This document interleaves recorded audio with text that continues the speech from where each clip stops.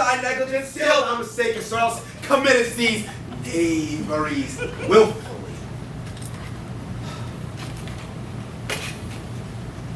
Believe me, King of Shadows, I mistook.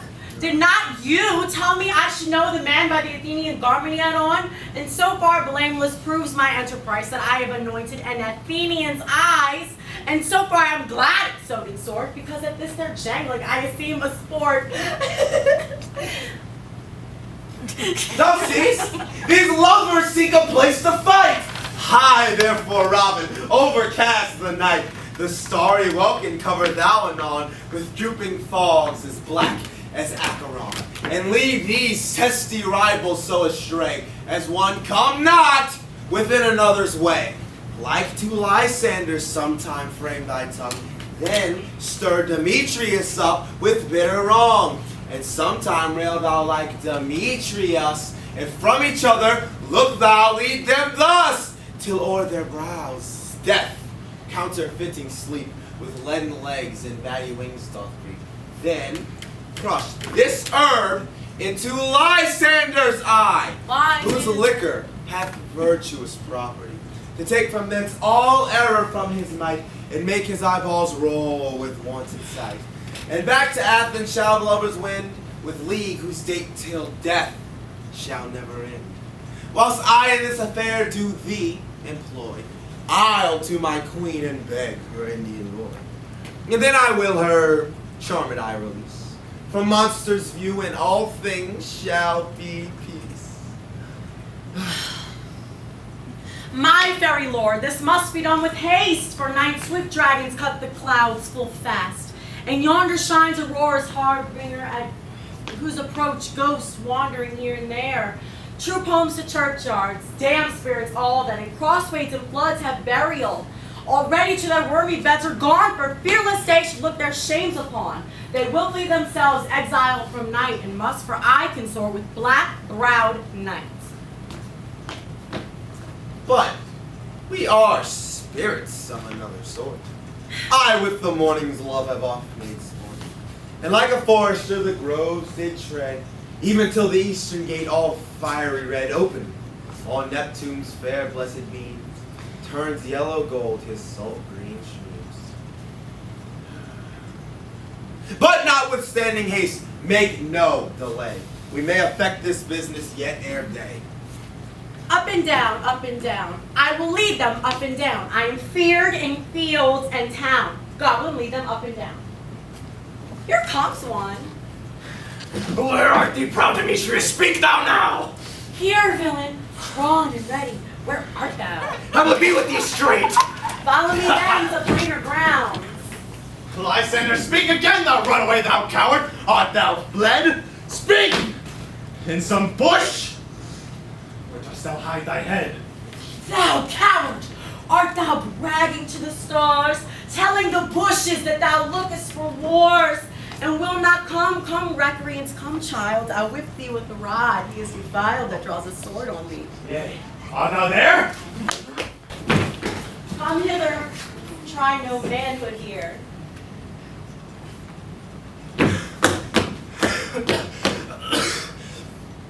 He goes before me and still dares me on. When I come where he calls, then he is gone. The villain is much lighter heeled than I. I followed fast, but faster he did fly, that fall to my and dark uneven way. Here will rest me.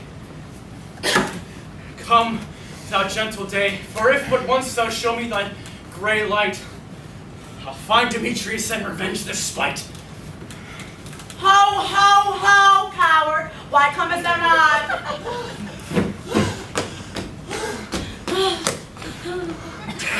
Find me if thou darest! Well, I want thou runnest before me, shifting every place, and dares not stand and look me in the face! Where art thou now? Come hither, I am here. Nay, then thou mockest me. Thou shalt buy this dear if ever I thy face by daylight see! Now, go thy way. Faintness constraineth me to measure out my length on this cold bed. My days approach. Look to be visited.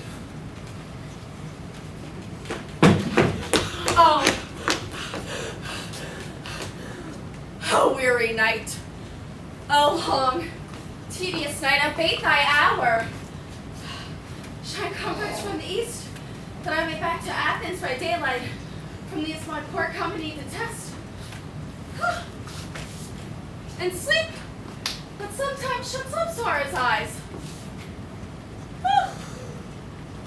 Steal me a while from mine own company. Yet but 3, come one more, 2 of each kind make up 4. Here she comes, cursed and sad. Cupid is a knavish lad, thus to make poor females mad. Never so weary, never so in woe, bedabbled with the dew and torn with briars. I can no further crawl, no further go, my legs can keep no pace with my desires. Here will I rest me till the break of day. Heaven's shield Lysander, if they lean a friend. On the ground sleep sound, I'll apply to your eye gentle lover remedy. When thou wakest, thou takest true delight in the sight of thy former lady's eyes, and the country proverb known that every man shall take his own. In your waking shall be shown, Jack shall have Jill, naught shall go ill, the man shall have his near again, and all shall be well.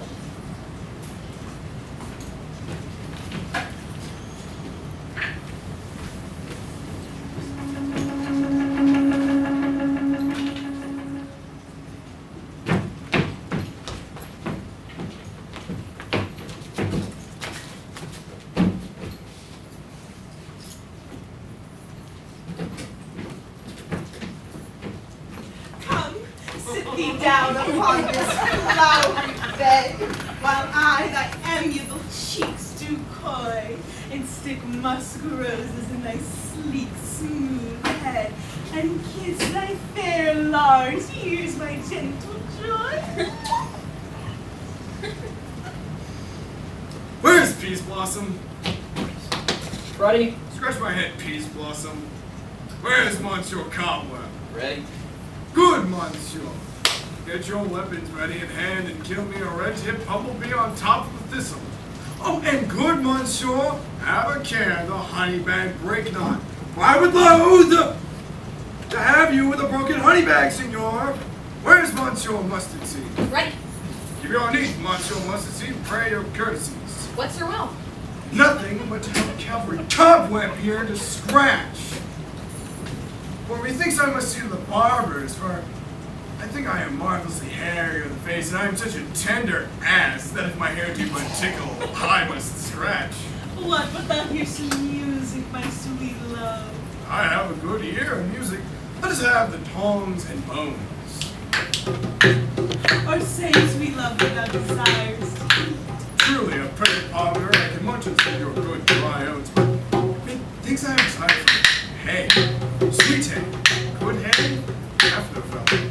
I have a venturous fairy that will seek forth the squirrel's board and fetch thee new nuts. Truly, I can munch some good dried peas, but let none of your people stir me, for I feel as I have an expedition of sleep come upon me. Sleep thou, and I will wind thee in my arms.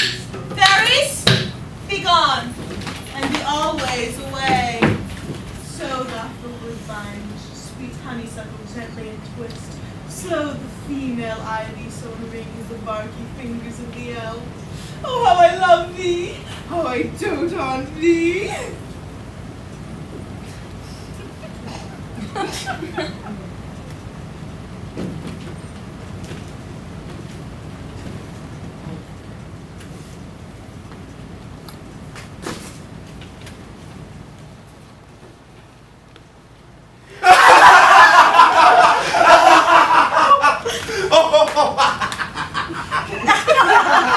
Oh, welcome, good Robert. See thou this sweet sight. Her dotage I do begin to pity, for meeting her of late behind the wood, seeking sweet favors from this hateful fool. I did upbraid her and fall out with her, and she, his hairy temples had rounded with a coronet of fresh and fragrant flowers, which sometime when the buds was wont to swell like rounded orient pearls. So now within the pretty floweret's eyes like tears that did their own disgrace wail. When I had at my pleasure taunted her, and she, in mild terms, begged my patience, I then did ask of her changeling child, which straight she gave to me and sent to her fairy, to bear him to my bower in fairyland. And now that I have the boy, I will undo this hateful imperfection of the eyes. And gentle Puck, take the transforming scalp from off the head of this Athenian swain, that he, awaking when the other do, may all to Athens back again repair, and think no more of this night's accidents. That is the fierce vexation of a dream. But first, I will awake the fairy.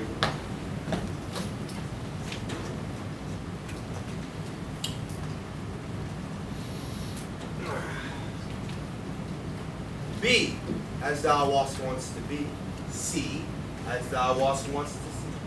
Dian's bud or Cupid's flower have such force and blessed power. Now, my Titania, awake you, my sweet queen. My Oberon, what visions have I seen? Methought I was enamored of an ass. Paralyze your love.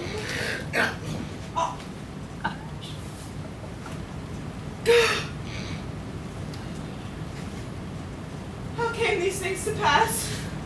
Oh, how mine eyes do loathe his visage now. Silence a while. Puck, take off his head.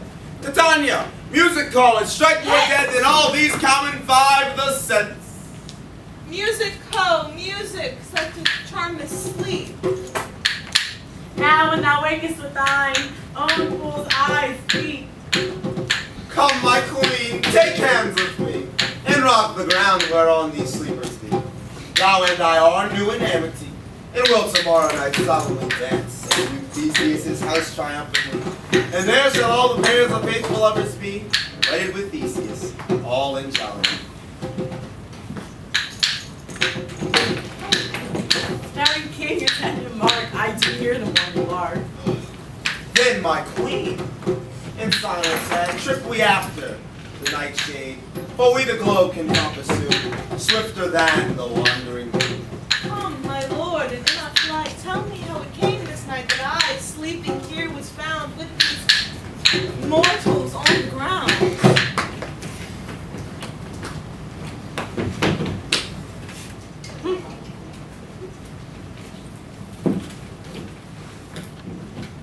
Go, one of you, find out the forester, and since we have the favorite of the day, my love shall hear the music of my hounds uncouple in the western valley. Let them go. Dispatch, I say, find out the forester. We will, fair queen, up to the mountain's top, marking the musical confusion of hounds and echo in conjunction. I was with Hercules and Cadmus once, when in a wood of Crete they bade the bear of hound to Sparta. Never did I hear such gallant chiding, for besides the groves, the skies, the fountains, every region seemed one mutual cry. My hounds are bred out of the Spartan kind, so fluid, so sanded, crook-kneed, and dewlapped like Thessalian bulls. Each under each a cry more tunable was never hollowed to, nor cheered with horn, in Crete, in Sparta, nor in Thessaly. Matched in mouth like bells. Judge when you hear, but soft, what nymphs are these? My lord, this is my daughter here asleep. And this Lysander. And this Demetrius is. And this Helena. Old Nadar's Helena. I wonder of their being here together. No doubt they rose up early to observe their rite of May, and in hearing our intent came and grace our solemnity. But speak, Aegeus, is not this the day Hermes should answer of her choice? It is, my lord. Go, bid the huntsmen, wake them with their horns.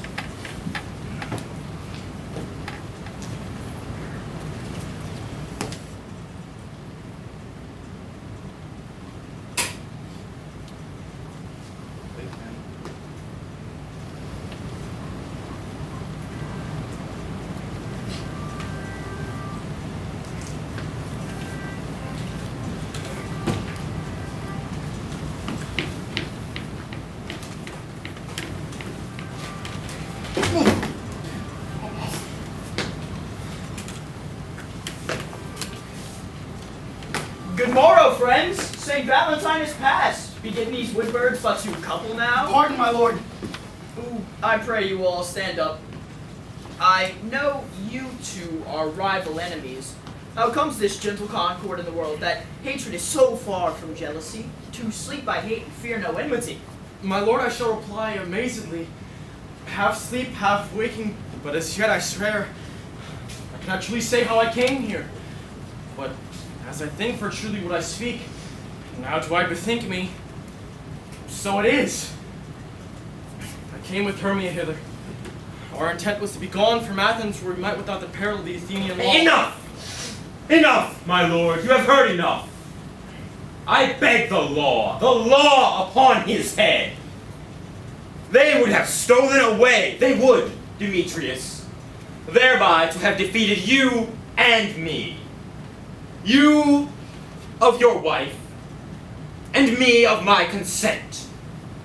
Of my consent that she should be your wife.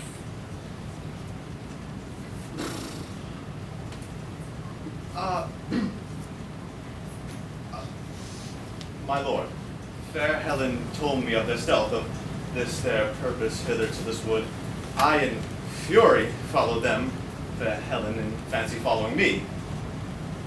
But my lord, I wot not by what power, by some power it is, my love to Hermia, melted as the snow, seems to me now as the remembrance of an idol god, which in my childhood I did dote upon. And all the faith, the virtue of my heart, the object and the pleasure of mine eye, is only Helen. To her was I betrothed ere I saw Hermia, but like in sickness did I loathe this food, but as in health, did come to my natural taste. Now I do wish it, love it, long for it, and will forevermore be true to it. Fair lovers, you are fortunately met. Of this discourse we more will hear anon. And as for now, our purpose hunting shall be set aside. Aegeus, I will overbear your will.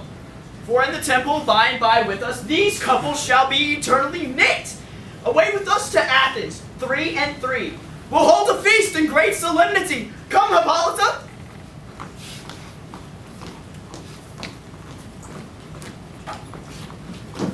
These things seem far and undistinguishable, like far-off mountains turning into clouds. Methinks I see things with parted eye when everything seems double.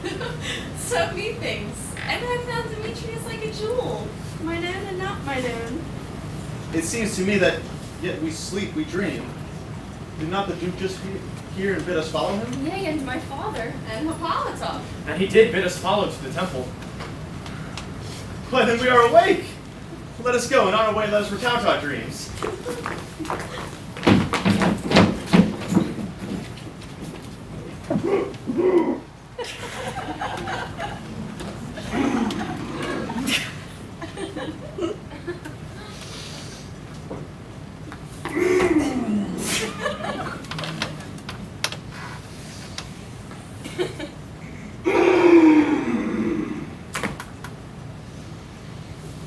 When my cue comes, call, and I shall answer. My next is almost fair pyramid. Hi-ho! Bitter quince! Look, the ball is my dirt! Snug, the joiner! Stone leg!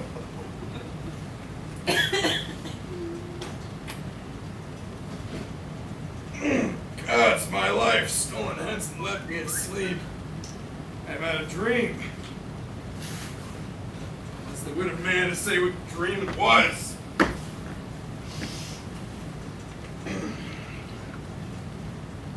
Man, it's button ass if you were to go about and expound my dream, though. But we thought I was. There was no man who'd say what, but we thought I was. We thought I had.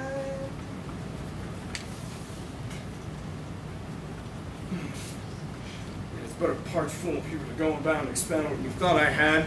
The eye of man hath not heard, the ear of man hath not seen. Man's hand is not able to taste, his heart to report, nor his tongue to conceive. What my dream was. I will get Peter Quince to write a ballad of this dream, and it shall be called Bottom's Dream. Because it hath no bottom. As the play at the lecture end of the play before the Duke, Peradventure, to make it even more gracious, I shall sing it at her death.